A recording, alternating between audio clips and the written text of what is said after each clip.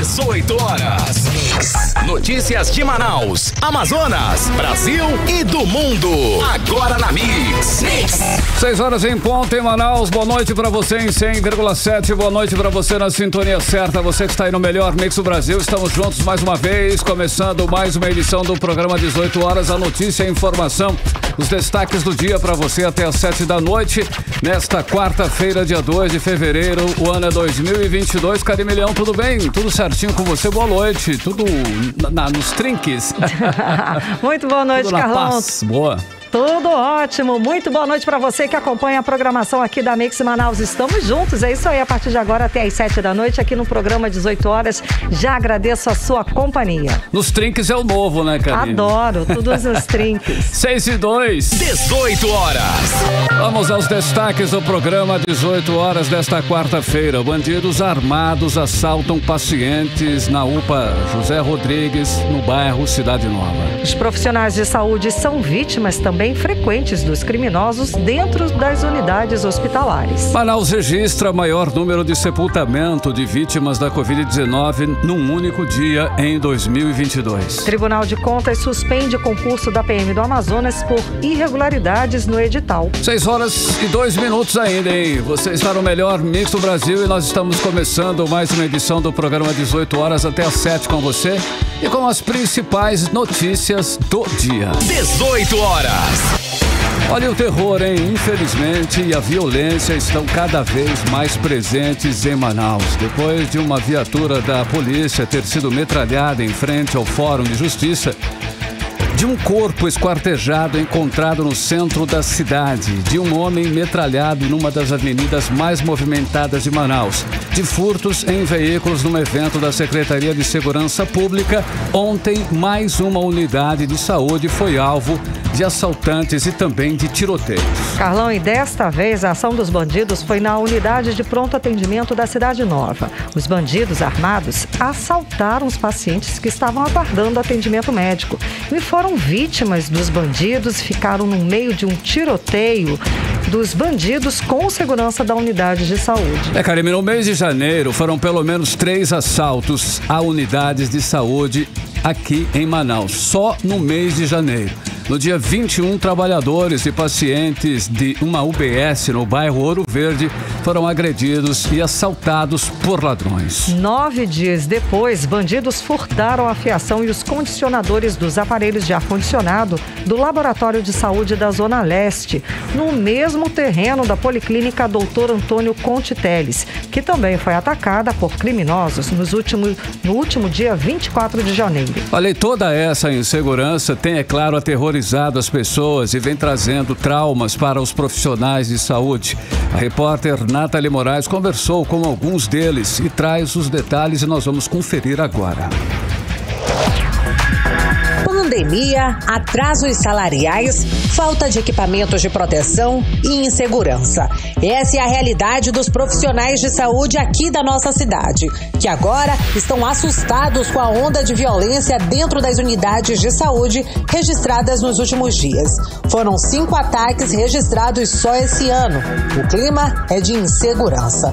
O presidente do Conselho Regional de Enfermagem do Amazonas, o enfermeiro Sandro André, relatou os traumas vividos pelos profissionais de saúde nos últimos dias. Nós estamos muito preocupados agora nesse início de 2022, que nas últimas 2 semanas 5 estabelecimentos de saúde foram assaltados e isso traz um trauma. Aliás, é uma sobrecarga de trauma, né? Porque a nossa equipe de enfermagem, que está na linha de frente desde o início da pandemia, está sofrendo agora com mais essa situação da insegurança. Então, muitos de nossos colegas não conseguem mais ir trabalhar. Eles estão pedindo para mudar de estabelecimento de saúde. Isso traz um trauma psicológico gigantesco. Muitos profissionais entram em pânico, entram em depressão e não conseguem mais realizar assistência para a nossa população. Então é uma perda muito grande para a nossa sociedade e para a nossa enfermagem. Nós já estamos solicitando uma reunião com o secretário de Segurança para que nesses bairros, principalmente nesses bairros mais distantes, que tenha a presença da polícia E nós não temos acompanhado a polícia principalmente nesses estabelecimentos de saúde mais distantes, que muitas vezes os nossos profissionais são obrigados a trabalhar trancados. Isso é um absurdo. A presidente do Sindicato dos Trabalhadores em Estabelecimentos de Saúde do Amazonas, Graciete Mouzinho, destaca que os profissionais da saúde estão à mercê da criminalidade em Manaus. Em unidades de saúde sem policiamento, além de não receberem o risco de vida, ticket de alimentação, nem reajuste, o trabalhador ainda corre o risco de perder a própria vida. É muito triste e é lamentável, apesar de que os nossos profissionais já não ganham os direitos deles, como, por exemplo, reajuste salarial, que o nosso governador falou que viria para todos os profissionais, mas não saiu para os nossos RDAs. Eles não recebem o ticket de alimentação, não recebem o risco de vida, que reconhece que é um direito, mas até hoje não foi pago. E ainda tem que ficar à mercê, né, dessas situações de entrarem nos hospitais, na UPA, para assalto, né, assaltando, batendo nos nossos profissionais, nos cliente que está ali, né, o usuário, né, e é muito triste, é lamentável porque não providenciam. Isso não é a primeira vez que acontece na UPA José Rodrigues, ali na Cidade Nova.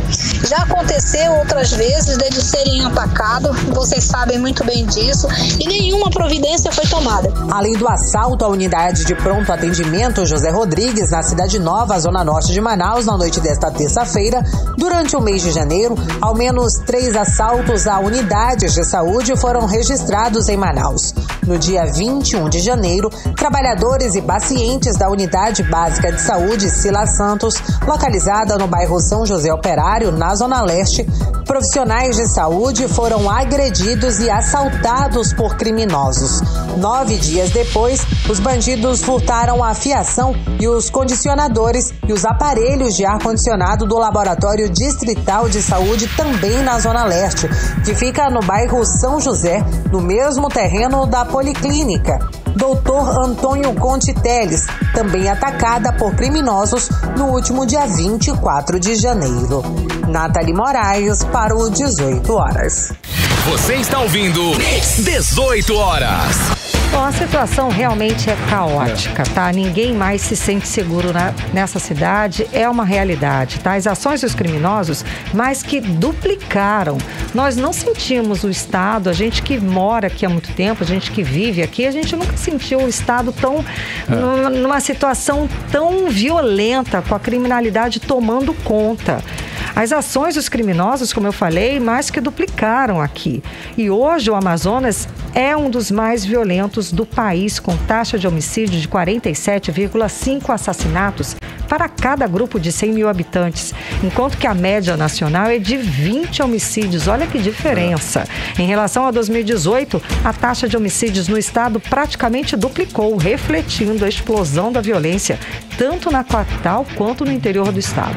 Olha, e por conta aí do avanço das facções e por falta de resposta imediata das forças de segurança do estado, o Amazonas tem hoje 2 municípios entre os 10 mais violentos do Brasil, do país, hein? Tabatinga e Iranduba estão no topo do ranking. Iranduba com 138 homicídios no ano passado e Tabatinga com 100 homicídios. 2 cidades com menos de 100 mil habitantes, mas que já são aí uma das 10 mais violentas do país. Pois é, Carlão, e isso é por quê? Qual é o motivo? É claro, é pela falta de um plano de segurança eficiente, é claro. Temos hoje o domínio das facções. Manaus foi dividida entre 5 facções que também atuam no interior. Em vários bairros, só se entra se o chefe da facção autorizar. Os criminosos perderam o medo da polícia e hoje se sentem, sim, os donos da cidade. Eles ditam as regras, assassinam pessoas em qualquer lugar, a qualquer hora, nas avenidas e ruas movimentadas em plena luz do dia. Agem assim porque a polícia, saiu das ruas, o efetivo é pequeno pequeno para atender toda a cidade. Detalhe, hein, Carimilhão, para disfarçar a falta de policiais e de viaturas nas ruas e também nos bairros, o governo agora está colocando cavaletes nas esquinas de grande visibilidade, dizendo que ali tem segurança. Um vídeo mostrando milhares desses cavalhetes como se fossem os novos policiais do governo Wilson Lima viralizou na internet. É o povo tirando onda dessa papagaiada toda aí do governo que definitivamente não leva a segurança a sério. Mostra o que parece aí, né, Karine? Pois é, né, Carlão? Enquanto o governo Wilson Lima brinca de fazer segurança, os bandidos tomam conta da cidade, espalhando o medo e o terror com execuções, roubos, tráfico e agora até sequestros. O Amazonas virou aí terra sem lei mesmo, que o povo é o grande perdedor. E a onda de violência nas unidades de saúde parece não ter fim. Nessa terça-feira, assaltantes roubaram pacientes do lado de fora, hein, e tentaram invadir a unidade de pronto atendimento José Rodrigues, no bairro Cidade Nova, lá na zona norte de Manaus. E a ação foi flagrada por câmeras de segurança do local e viralizaram nas redes sociais. Claro, ganharam destaque na imprensa em todo o Brasil. Vamos saber mais detalhes sobre o assunto agora na reportagem de Nathalie Moraes. A que ponto chegou a violência em nossa cidade? Pacientes da UPA, unidade de pronto atendimento da Cidade Nova, passaram momentos de terror na noite desta terça-feira. Isso porque viralizou nas redes sociais imagens de câmeras de segurança do local que mostram um assaltante roubando pessoas do lado de fora da unidade de saúde, enquanto alguns pacientes tentavam se refugiar nas dependências da unidade. Um agente de segurança do local corre pela recepção e aponta uma arma disparando contra o criminoso, que foge em uma moto com outro homem. Essas imagens circularam nas redes sociais e foi destaque nos principais veículos de imprensa de todo o Brasil. Com o sistema de segurança em crise, esse é o quarto ataque a unidades de saúde nas últimas 2 semanas. O deputado estadual Dermilson Chagas aponta a falta de planejamento e gestão por parte do governo do estado como um dos principais responsáveis a esses ataques às unidades de saúde. Começaram a atacar as UBSs, as unidades de saúde, porque sabe que o povo vai para lá para ser atendido. É o chama. Até agora não vi nenhum planejamento para poder a polícia estar presente nessas áreas para atender. O que nós precisamos é de ação coordenada, é de investimento em inteligência, de uma liderança na polícia que possa direcionar os rumos da segurança pública do nosso estado. Estamos acéfalos à deriva e assistindo esse espetáculo que todo dia amedronta a população, apavora o povo. Para o ex-secretário de Segurança Pública do Amazonas, Coronel Amadeu Soares, é inaceitável toda essa falta de planejamento do poder público que vem deixando a população amazonense à mercê da criminalidade. Locais de alta frequência da população. Por quê? Por conta da pandemia e por conta da frequência normal. Mas estão um local de alta frequência. Lá também estão nossos profissionais de saúde, direto, que estão atendendo aí a pandemia. E esse local também está tendo uma frequência muito grande de filas da população buscando atendimento, exames e uma série de outras coisas. Então, por si só, isso já gera uma demanda do poder público, no caso da segurança pública, de aumentar a vigilância no local, ou seja, colocar uma viatura em caráter permanente nas cercanias e no local, principalmente quando há grande frequência de população, grande frequência de comunitários nesses locais que são bastante procurados. Então não justifica de jeito nenhum esses SPAs estarem sendo atacados e a polícia não está no local se fazendo presente. Falta de planejamento está muito evidenciada, porque as coisas estão sendo feitas a toque de caixa e sem ouvir o público interno e sem ouvir a população. E isso é um erro básico, é um erro primário que não se deve cometer.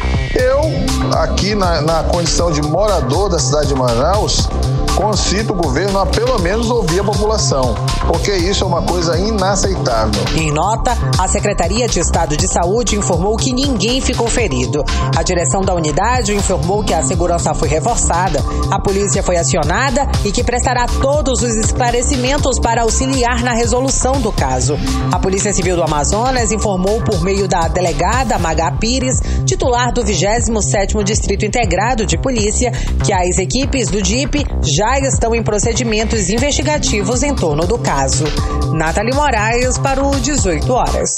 Você está ouvindo 18 Horas.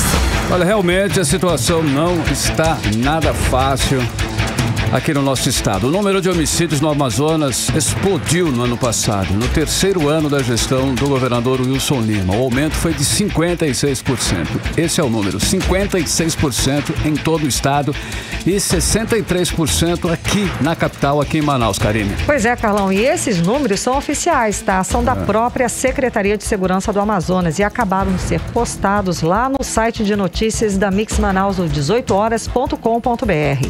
E ainda de acordo com esses números, o Amazonas teve 1.487 homicídios em 2021 contra 954 em 2020. Aí a capital e Manaus teve 1.072 homicídios no ano passado contra 657 no ano de 2020. No ano passado foram 533 homicídios a mais no estado e 415 a mais aqui em Manaus. Os números contrariam todo o discurso oficial e mostram a segurança pública no estado, que está precisando de muito mais para começar a melhorar. Nós vamos trazer mais detalhes sobre esse aumento dos homicídios no estado do Amazonas na edição de amanhã, aqui no 18 Horas. 18 Horas. Agora são 6 horas e 16 minutos. Você no melhor Mix do Brasil, o programa 18 Horas, a notícia e a informação para você até às 7 da noite.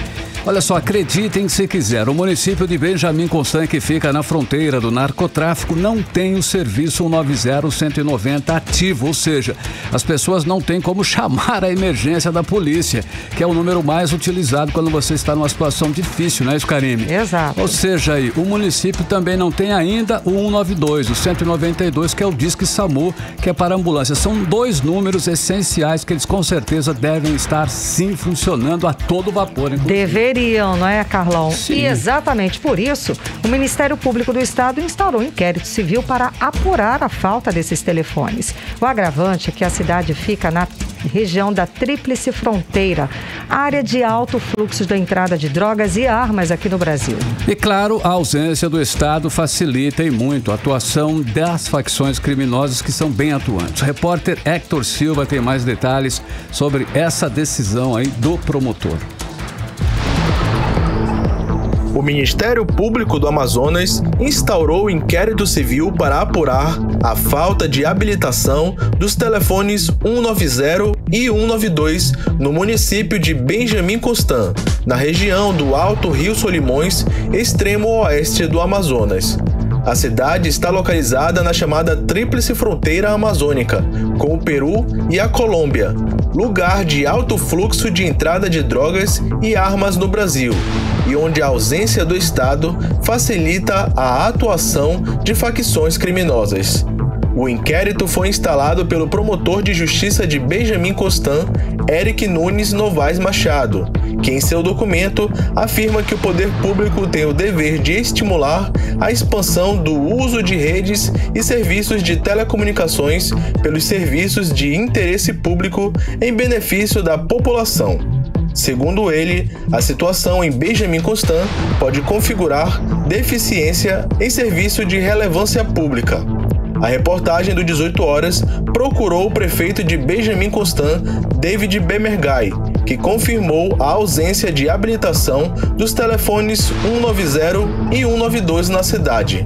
Segundo ele, a polícia no município desenvolveu outros sistemas para atender a população, substituindo o 190. No caso do 192, as ligações que são feitas dentro do município são atendidas em Tabatinga. O 190, que é o número conhecido nacionalmente, a polícia usa hoje um outro número, outro mecanismo, né? Rede de vizinhos, redes sociais, e em Benjamin tem funcionado muito bem, que as pessoas usam diariamente, mandando informações, denunciando, fazendo todos os serviços que o 190 faria. E esse serviço que eles usam aí, da rede de vizinhos, ela tem atendido bastante e interage muito bem com a polícia. Quanto não quer dizer que o 190 não seja útil. Ele não está ativado em Benjamin, nós estamos sabendo disso também há um pouco tempo, mas eles arranjaram outros meios que servem e atende a expectativa da comunidade. Quanto ao 192, é um equipamento que funciona.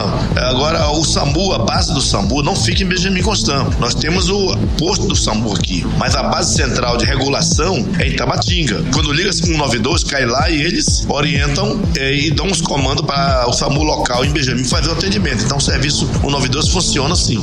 A reportagem do 18 Horas procurou a Secretaria de Segurança Pública do Amazonas para saber sobre o que será feito diante do inquérito civil do Ministério Público do Amazonas. Até o fechamento dessa reportagem, eles não responderam nossos questionamentos. Hector Silva para o 18 Horas. Você está ouvindo 18 Horas. E o trânsito tá complicado, viu, nessa volta para casa hoje lá na Avenida Torquato Tapajós. Isso porque um buraco abriu no meio da avenida na tarde desta quarta-feira após fortes chuvas aqui em Manaus, exatamente. E aí esse buraco, essa cratera foi aberta, né, na Avenida Torquato Tapajós, no sentido bairro Centro, na faixa da esquerda, em frente ao supermercado. O trânsito no local, é claro, ficou intenso por conta dos desvios dos veículos para outras faixas da via. Que segue monitorada, né? Os agentes do Instituto Municipal de Mobilidade Urbana, eles estão lá para monitorar e orientar os motoristas. 6 horas e 21 minutos, você está no melhor mix do Brasil. Mix.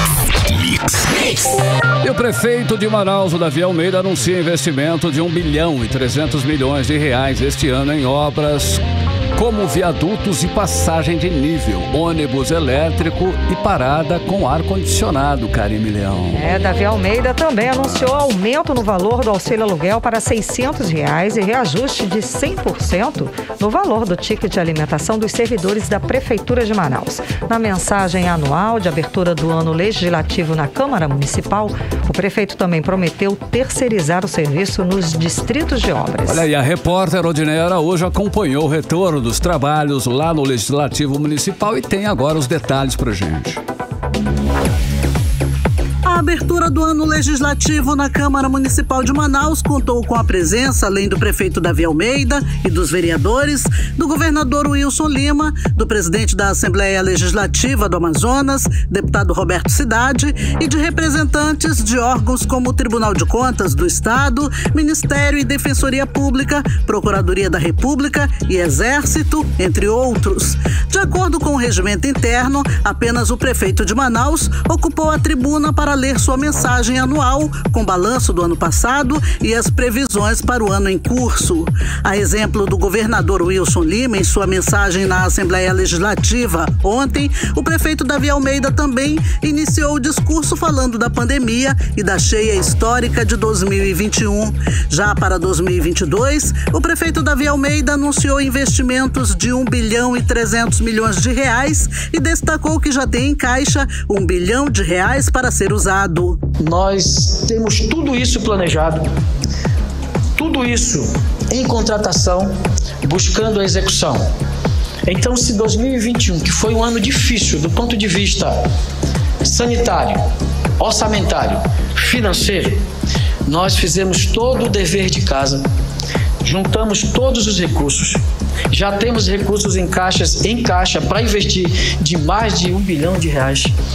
Temos a aprovação, bancos toda hora, todo momento, sinalizando empréstimos para a cidade de Manaus.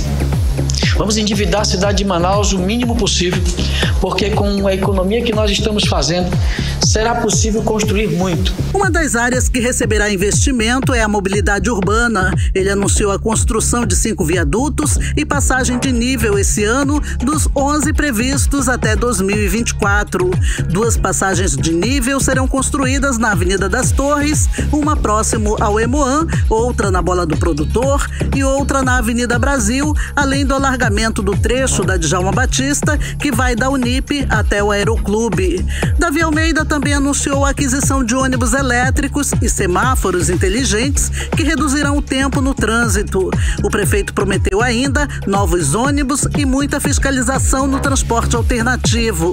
Outra inovação, segundo Davi Almeida, serão as paradas com ar-condicionado em frente aos shoppings e supermercados, além da doação de pneus para taxistas, motoboys e mototaxistas. Durante a abertura dos trabalhos, o prefeito também anunciou o aumento de R$300 para R$600 no valor do auxílio moradia para famílias vítimas de catástrofes, além do aumento em 100% do valor do ticket alimentação dos servidores do município e melhorias no plano de cargos e carreiras. 15 mil servidores da Prefeitura de Manaus, vou enviar agora para vocês essa semana, nós vamos aumentar em 100% o ticket de alimentação dos servidores da Prefeitura de Manaus.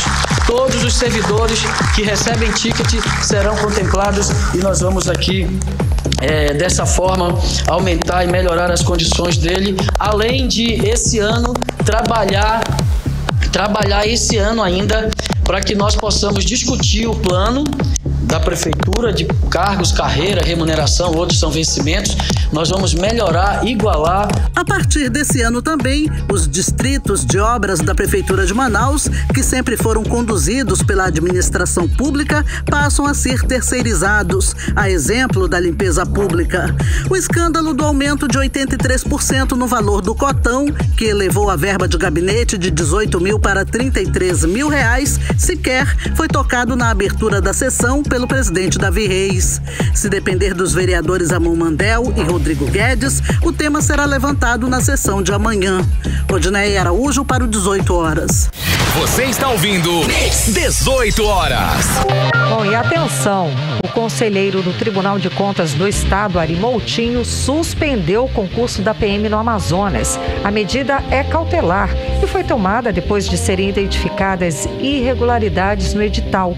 As provas, sob responsabilidade da Fundação Getúlio Vargas, estavam previstas para acontecer neste domingo, dia 6, em Manaus, Acre, Rio Branco, Porto Velho e municípios do interior do Amazonas. Karime, a suspensão aconteceu após um pedido feito pelo presidente do Movimento de Pessoas com Deficiência do Estado do Amazonas. A decisão foi publicada no Diário Oficial Eletrônico desta quarta-feira. E além da representação recebida pelo Tribunal de Contas, foi solicitado à Polícia Militar que apresentasse justificativa para 11 questionamentos apontados pela Diretoria de Controle Externo de Admissão de Pessoas da Corte de Contas. Olha só, entre as irregularidades constam que não foi garantida a disponibilização de postos de inscrição com acesso à internet. Isso é importante. Também não teve a indicação da bibliografia usada para a formulação das provas, sem a apresentação de um cronograma com as fases do concurso. E além disso, o número de vagas para futuros oficiais maiores, esse número de vaga maior do que as vagas disponíveis. Sim.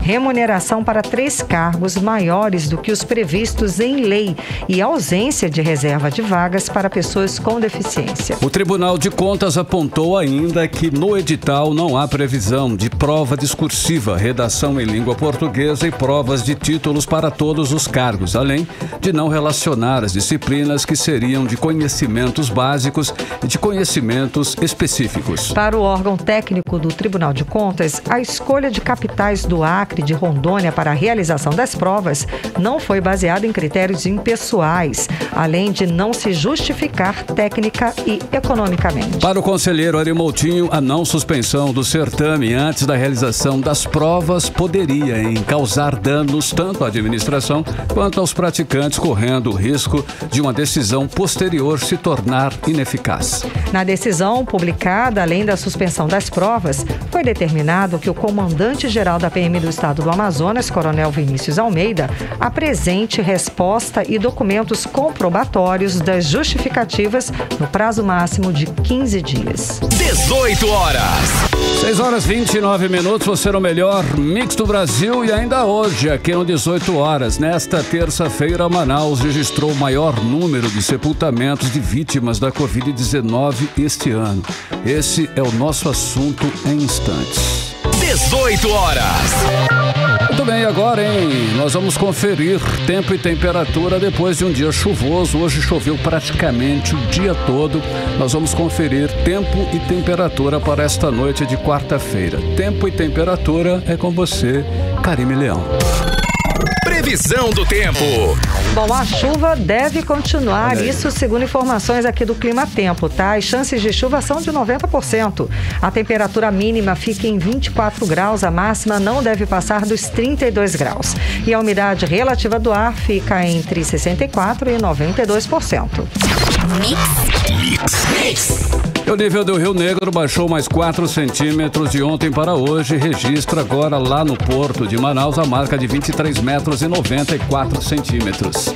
Essa vazante atípica num período que deveria ser de subida das águas é resultado da falta de chuvas nas cabeceiras lá do Rio Negro e seus afluentes.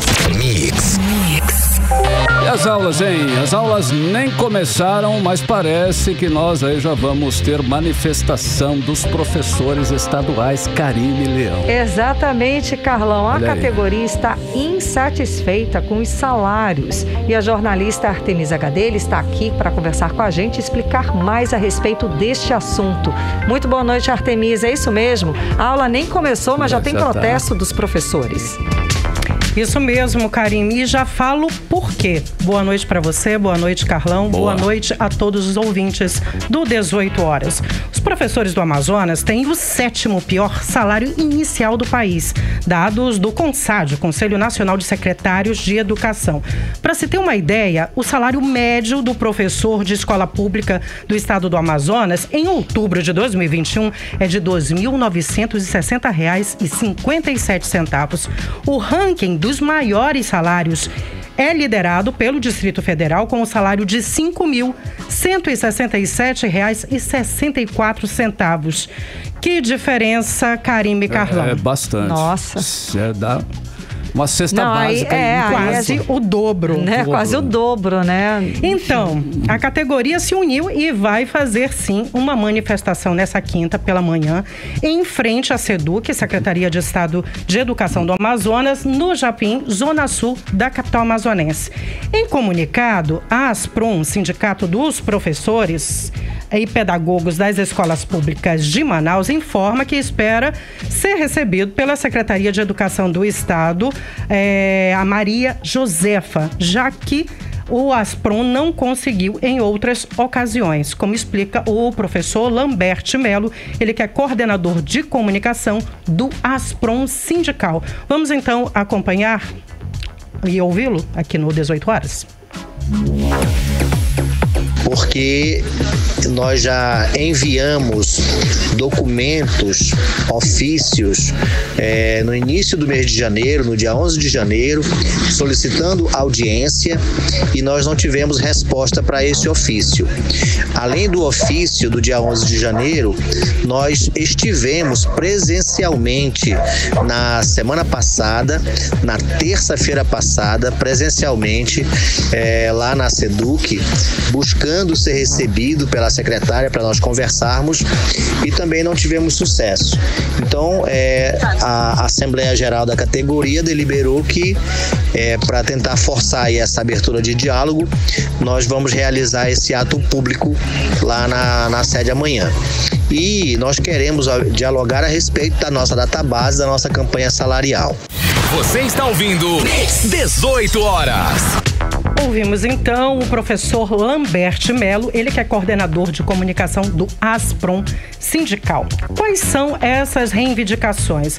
A categoria reivindica um reajuste real, progressões e promoções, reajuste do auxílio alimentação e revisão do plano de cargos e carreira da categoria. Mesmo com reajuste de 9,19% agora em janeiro, referente às datas base de 2020 e 2021, o governo esquece as retroativas e as progressões salariais dos professores quando Wilson Lima, com apoio da Assembleia Legislativa do Estado do Amazonas, congelou os salários e o poder de compra dos funcionários públicos. Vamos esperar então pela manifestação de amanhã e vamos saber se a secretária vai receber ou não a categoria. Essa é a grande questão. Esse aí foi o chamado pacote de maldades do governador Wilson Lima, congelou tudo. O primeiro ato na gestão dele. E não só com os professores, mas com todos os servidores. Exatamente. Muitíssimo obrigada pelas informações, Artemisa. Valeu, uma ótima noite. 6h34 e você no melhor mix do Brasil. 18 horas. Olha só, nesta terça-feira, Manaus registrou o maior número de sepultamentos de vítimas da Covid-19 no ano de 2022. Em janeiro, praticamente. Enquanto a vacinação não avança na mesma proporção que a variante Ômicron, Karime. Carlão, e dos 61 sepultamentos, nesta terça-feira aqui em Manaus, 18 foram por Covid. Enquanto isso, 39 dos 62 municípios do Amazonas têm menos da metade da população com esquema vacinal completo. A repórter Odiné Araújo tem mais detalhes a respeito do assunto. Vamos acompanhar. Todas as mortes por Covid-19 registradas na segunda-feira no Amazonas ocorreram na capital. Dos 61 sepultamentos ontem, 18 foram por Covid, conforme a prefeitura. Desde o início desta terceira onda, a terça-feira foi o dia com mais sepultamentos de vítimas da doença.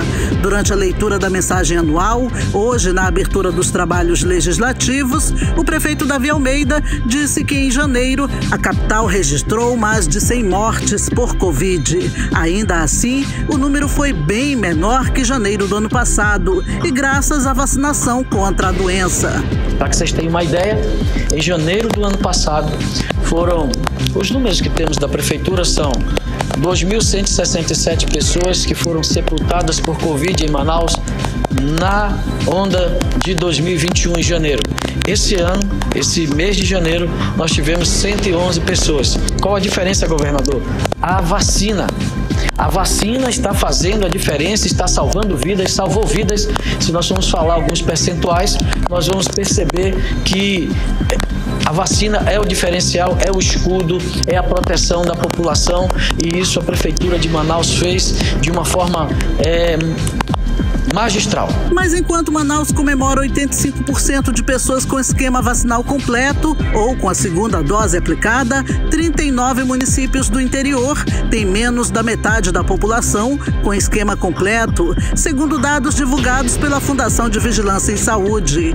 Entre os municípios com os piores índices de vacinação estão Tabatinga e Ipixuna, com apenas 22,4% dos moradores com as duas doses aplicadas, além de Codajás, com 27,6%, Barcelos, 29,2%, Maranhão, 30,2% e Anuri, com 30,4% de cobertura vacinal, entre outros. Até mesmo municípios da região metropolitana, como Rio Preto da Eva e Manacapuru, integram um grupo de municípios com baixíssimo índice de vacinação.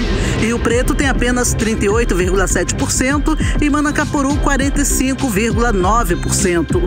Para o cientista Lucas Ferrante, mestre em biologia e doutorando do INPA, do ponto de vista científico, isso é catastrófico. Nós vemos, nesse momento, um alavancar de casos com uma variante que pode ser considerada a mais transmissível de todas, porque a situação seria muito mais grave se nós não estivéssemos vacinando. É importante que o estado do Amazonas acelere a vacinação imediatamente. Não apenas isso, é importante que a vacinação seja obrigatória e cobrada para crianças e adolescentes. É importante frisar que isso é estabelecido pelo ECA e as autoridades de saúde, sejam elas quais forem, podem cobrar e exigir a obrigatoriedade da vacina. É extremamente importante que a população vacine seus filhos, tal como a Prefeitura de Manaus tem cobrado, porque isso irá diminuir a transmissão comunitária, principalmente no retorno escolar.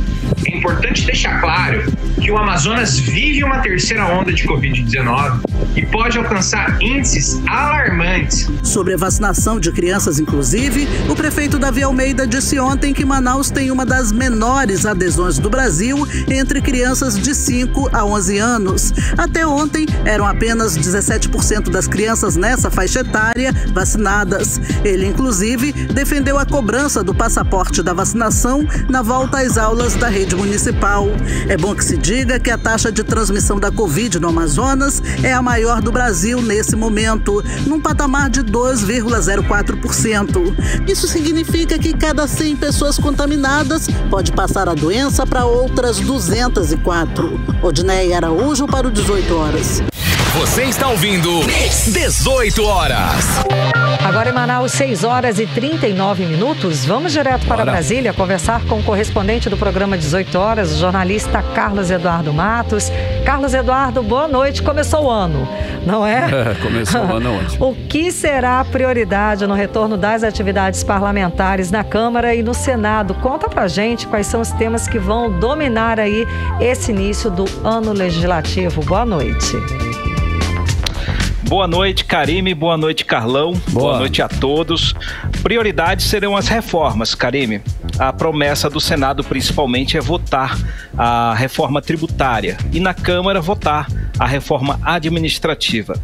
Hoje a Câmara e o Senado possuem diversas propostas que tratam de reformas tributárias, mas nenhuma delas agrada os setores econômicos, como a indústria e o comércio. Então, o ano legislativo que começa deve ser de muito debate em torno, principalmente, da reforma tributária, que é considerado um assunto urgente, mais urgente que a reforma administrativa.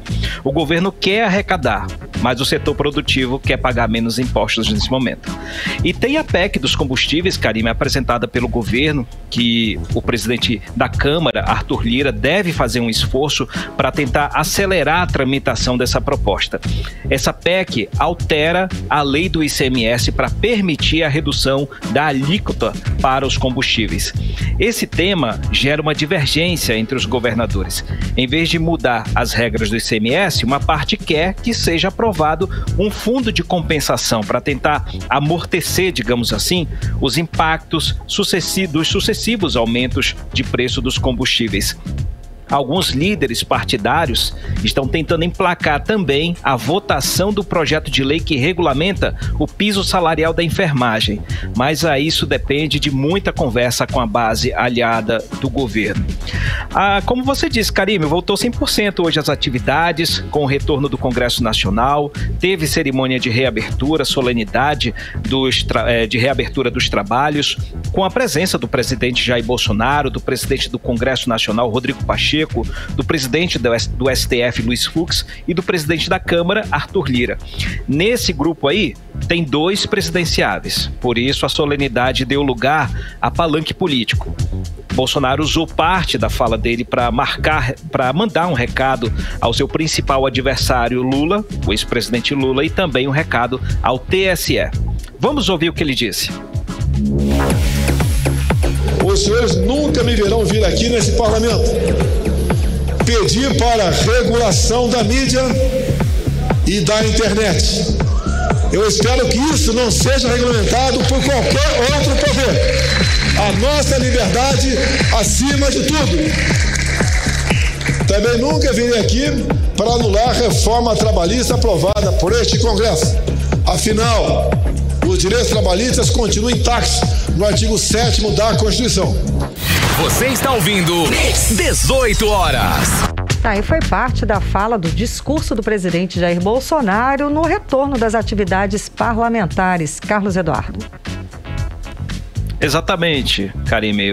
A questão da regulação da mídia foi falada pelo presidente do TSE, ministro Luiz Roberto Barroso. E não foi uma questão de regulamentação da mídia, ele falou sobre a questão dos veículos de imprensa, os supostos veículos de imprensa que fazem ataques à democracia. Foi disso que ele tratou. E com relação à reforma trabalhista, ele estava se referindo ao ex-presidente Lula, que algumas semanas atrás ele vinha discutindo uma espécie de revisão da reforma trabalhista que, segundo ele, não deu certo no Brasil. Enfim, Karime, também quem fez palanque foi Rodrigo Pacheco. Ele fez um discurso acalorado, mandando recado ao presidente Bolsonaro, alertando a ele a importância de defender a democracia e respeitar o processo eleitoral. Vamos ouvir um trechinho da fala dele. Mais do que simplesmente preservar a democracia que conquistamos, cabe ao Congresso Nacional, a cada ano legislativo, a vontade permanente e a ação constante para aprimorá-la. Sabemos que esse ano é um ano especialmente árduo sob o ponto de vista político, tendo em vista a proximidade das eleições. No ano de eleições gerais, caberá ao povo bem escolher os seus representantes no momento certo. Aos vencedores, façam um mandato eficiente, prestem um bom serviço. Aos perdedores, respeitem o resultado das urnas. É fundamental garantir um processo eleitoral não afetado por manipulação, não afetado por disparos que gerem desinformação. Você está ouvindo 18 horas. Agora a gente acompanhou a fala do presidente do Congresso Nacional, Rodrigo Pacheco, também no início, desse ano legislativo. Carlos Eduardo, o discurso foi direto, né? Direto, né? Falou bonito. Seu senador Rodrigo Pacheco, ele costuma falar bonito, né? Ele é todo garboso, né? Todo muito cerimonioso, né? Nas falas dele. Karime, Rodrigo Pacheco usou esse momento para tentar dar um up na pré-candidatura dele, chamar a atenção do PSD, principalmente, o partido dele, que está quase o abandonando com relação à ideia de tê-lo como candidato. O presidente do partido, Gilberto Kassab, que embora tenha dito que o PSD não irá apoiar Lula no primeiro turno, ele disse em seguida que se for convidado para ser ministro, ele vai aceitar. Então ele deixou Rodrigo Pacheco meio à deriva, né? Ele deixou, visto ele que está com apenas 2% das intenções de voto e com pouquíssimas chances de subir. Karime, Carlão.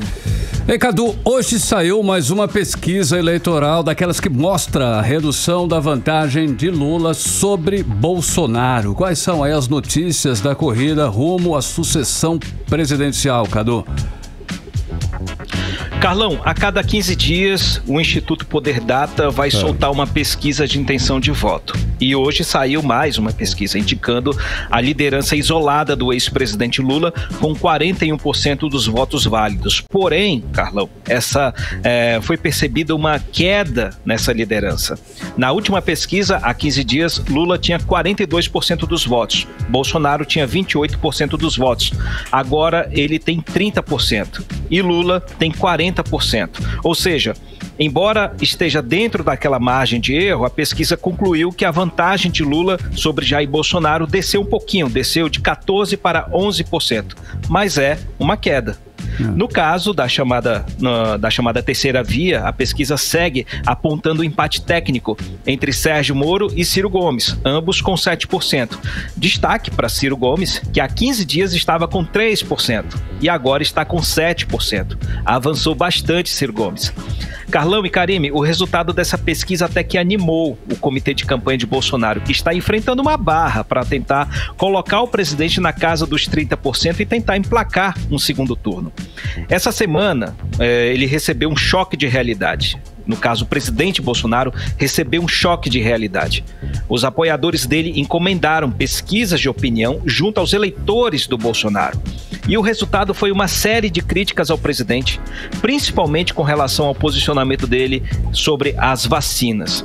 As pesquisas, não foi uma pesquisa, foram várias pesquisas, viu, gente? Apontaram que 59% do público bolsonarista, querem vacinar os filhos. E 75% concordam com o passaporte vacinal. E segundo fontes dentro do Palácio do Planalto, as pesquisas foram apresentadas pessoalmente ao presidente Bolsonaro, que ficou calado durante a reunião.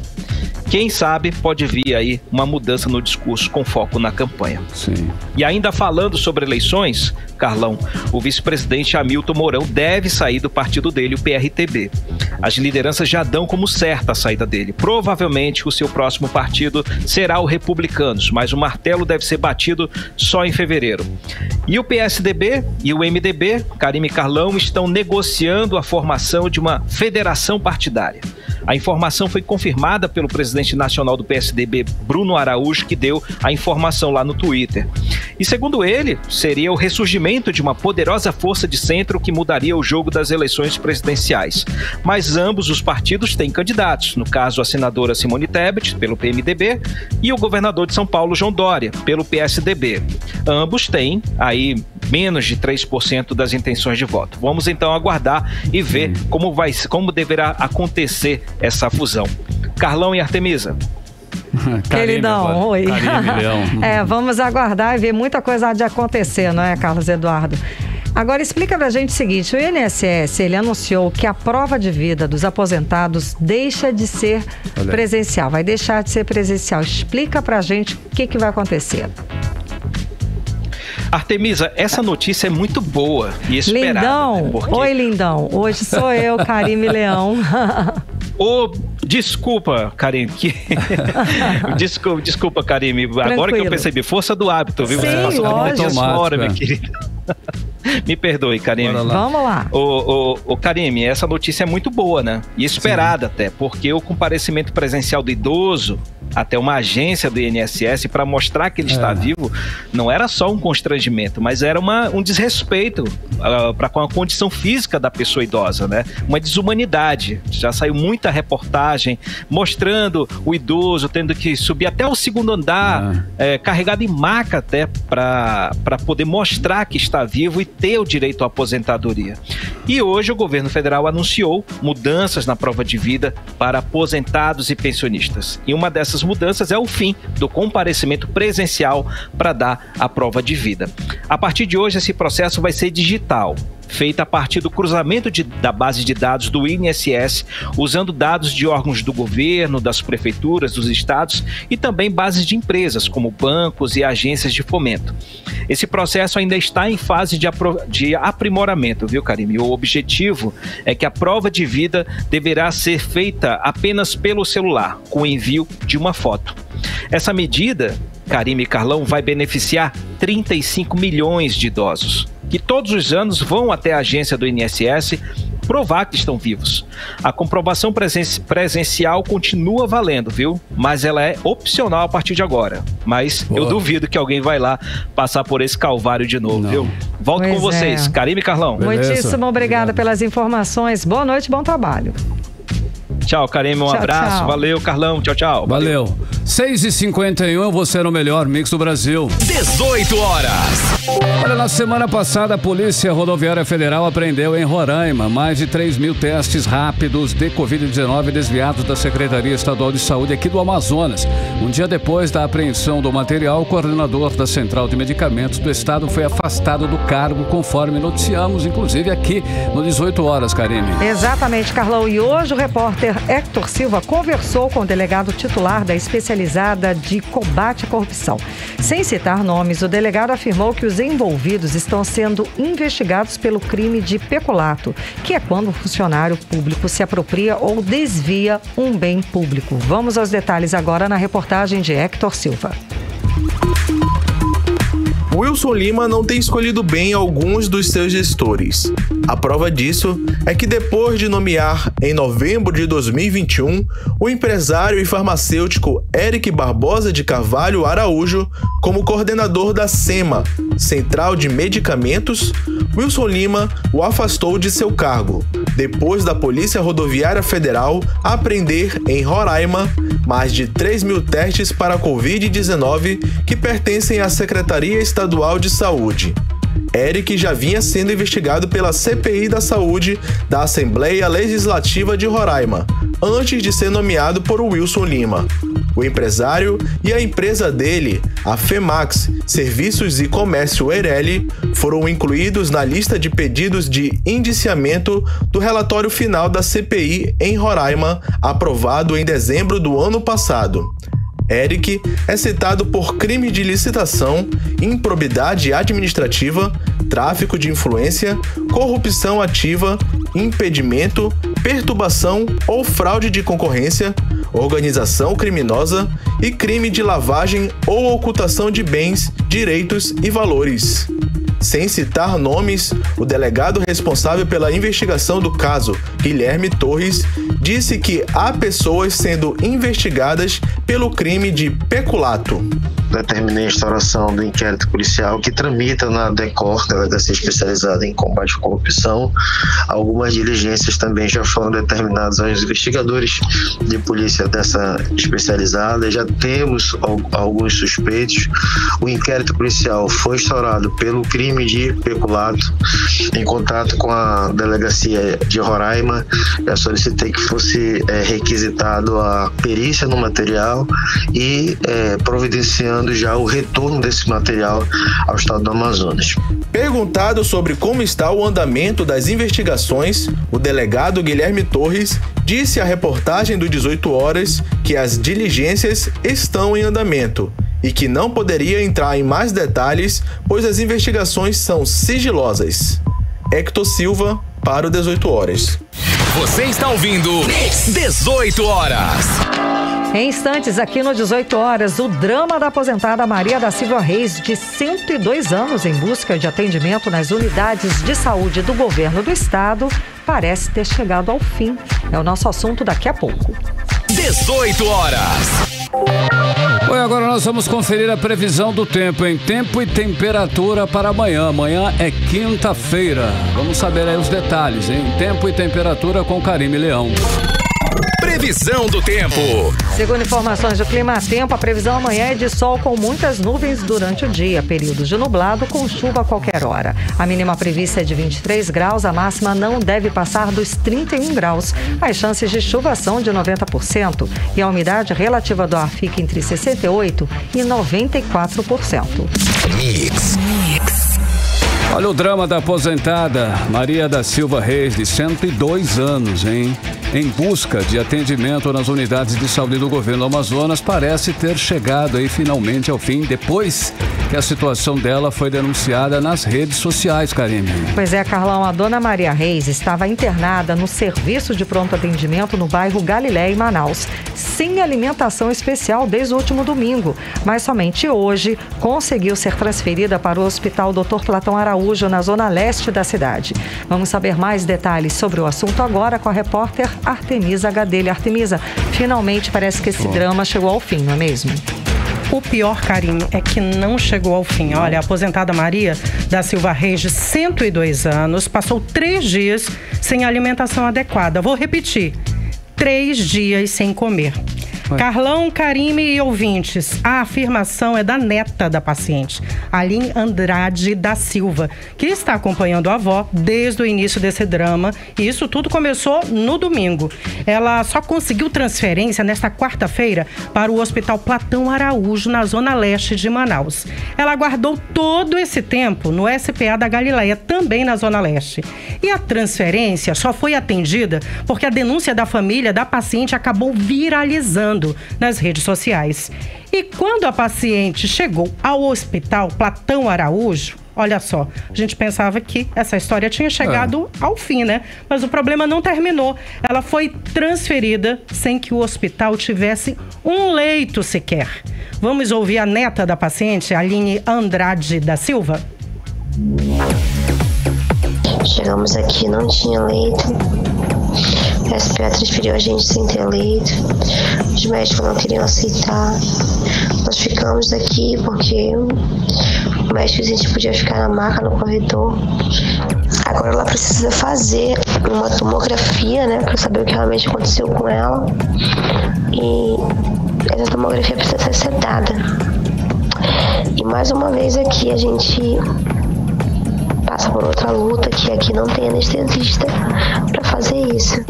Você está ouvindo 18 horas. Ouvimos então a neta da paciente, Aline Andrade da Silva. Olha, a paciente tem 102 anos e, como ela disse, não tem anestesista no Hospital Platão Araújo. Ela tem uma suspeita de AVC, acidente vascular cerebral, e por isso precisa realizar com urgência, Karime, Carlão e ouvintes, essa tomografia, e precisa estar sedada, mas o hospital não tem anestesista. Agora, a minha pergunta: como o Wilson Lima afirma que investiu 3 bilhões em saúde no ano de 2021. Ele afirmou durante a abertura dos trabalhos na Assembleia Legislativa do Amazonas nesta quarta-feira. Cadê o dinheiro? Cadê os 3 bilhões de reais? Bom, parte com certeza foi para comprar aí os ventiladores pulmonares superfaturados na loja de vinho. Exatamente. Muitíssimo obrigada, Artemisa Gadelha, pelas informações. Boa noite. Boa noite, Karime. Boa noite, Carlão. 6h58. 18 horas. E agora nós vamos atualizar os números da Covid-19 aqui no Amazonas e no Brasil, com Karime Leão. A Fundação de Vigilância em Saúde do Estado do Amazonas informa o diagnóstico de 2.849 novos casos de Covid-19, totalizando para 537.441 o total de casos aqui no estado. Ainda segundo o boletim, foram confirmadas 19 mortes pela doença, elevando para 13.981 o total de mortes no estado do Amazonas. Agora, 6 horas e 59 minutos. Seguimos direto para o Editorial 18 horas. Editorial 18 horas. Há dias, o governador Wilson Lima vem dedicando parte considerável do seu discurso para falar bem da segurança pública. São anúncios e mais anúncios de ações, mas parece que quase tudo fica no superficial. Mas uma notícia hoje pegou o governador do estado do Amazonas de calças curtas. O Ministério Público instaurou inquérito para apurar. Prestem atenção. Por que o município de Benjamin Constant não tem o serviço do telefone 190, 190? Benjamin Constant fica na fronteira do estado onde atuam as facções criminosas mais perigosas. Na fronteira por onde entra a maior parte das drogas e das armas ilegais do Amazonas. O povo não pode ligar de graça para chamar a polícia quando precisar. Ou seja, no meio de tanto discurso, coisas simples, fáceis de resolver, mas de grande importância para a segurança pública, ficam de fora das ações do governo do Amazonas. Ou é apenas descaso? 18 horas. 7 em ponto, Karime, finalizamos mais uma edição do 18 horas. Boa noite. Boa noite, um beijo, obrigada pela companhia, até amanhã. Continue bem, continue em 100,7 no melhor mix do Brasil. Você ouviu 18 horas. As notícias do Brasil e do mundo. De volta amanhã. Mix.